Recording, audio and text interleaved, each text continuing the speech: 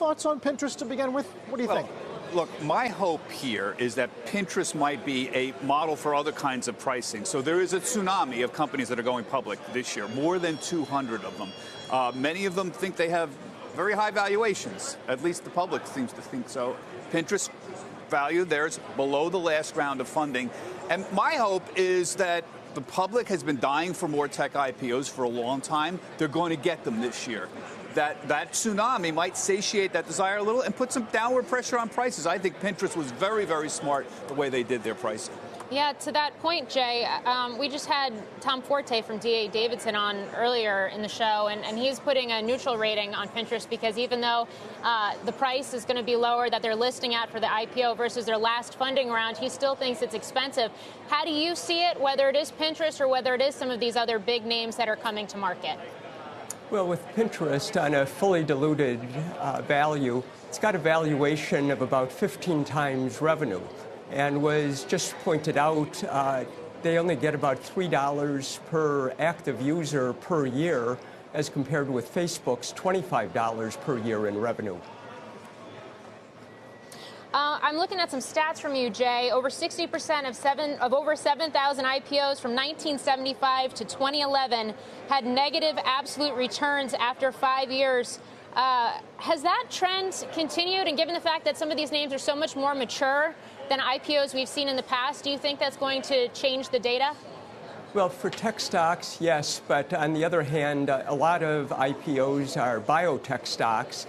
And there it's even more common to have negative long-run returns. And in return, there's also some upside potential, big upside potential, if they come up with a major drug. But for tech stocks, because they are more mature now than they used to be, there's less downside risk.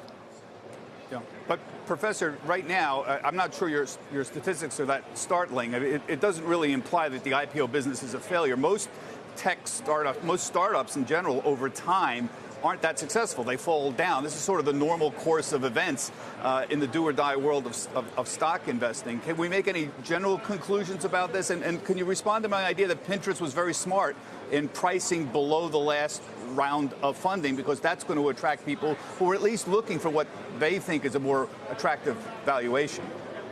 Well, it's a little misleading to say they're pricing below the last round of funding, in that they're selling common stock, whereas the last round of funding had convertible preferred stock, which is worth more than common.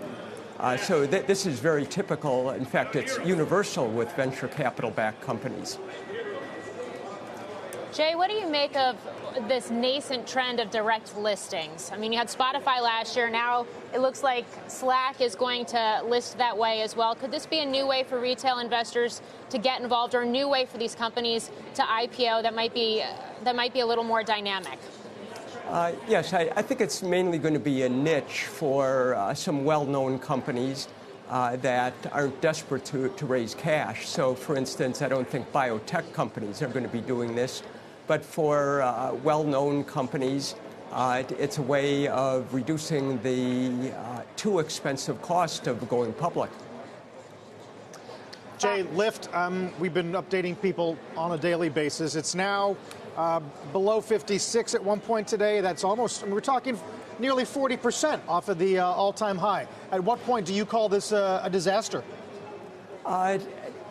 I think it's got a long way to go before I'd call it a disaster.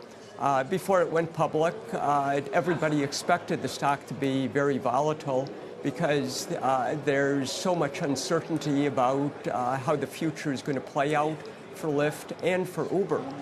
For Uber, for instance, it's got a risk that Alphabet might spin off Waymo. Waymo might merge with Lyft. And when autonomous vehicles come along, they might be way ahead of Uber. So with Lyft and Uber, they've got upside potential, they've got downside risks.